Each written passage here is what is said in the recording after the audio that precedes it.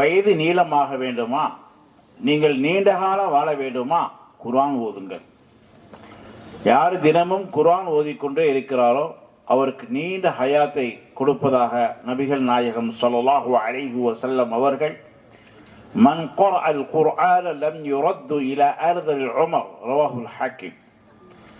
யார் குர்ஆனை அனுதினமும் ஓதுகின்றாரோ அவர் தள்ளாத வயதிலே தள்ளப்பட மாட்டார், எப்பொழுதும் ஆரோக்கியத்தோடு இருப்பார் என்று நபிகள் நாயகம் ஸல்லல்லாஹு அலைஹி வஸல்லம் அவர்கள் சொல்கிறார்கள். இன்னொரு ஹதீஸிலே யார் அடிக்கடி சூரத்து தீன் வத்தீனி வ ஸைத்தூனி இந்த சூறாவை யார் அடிக்கடி ஓதுகின்றார்களோ அவர்களுக்கு எப்பொழுதுமே ஆரோக்கியம் இருக்கும், நோய் வராது என்று நபிகள் நாயகம் ஸல்லல்லாஹு அலைஹி வஸல்லம் அவர்கள் சொல்கிறாங்க. அதனால இமாம்கள் அதிகமாக சூரத்தில் தொழுகையில் ஓதுறாங்க. நாமளும் அந்த சூறாவை மனனம் செய்து அதிகமாக அதை ஓதி வந்தால் அல்லாஹ் நம்மை ஆரோக்கியத்தோடு வைத்திருப்பான், நோயினுடையிலிருந்து நம்மளை பாதுகாப்பான் என்று நாம் அறிகிறோம்.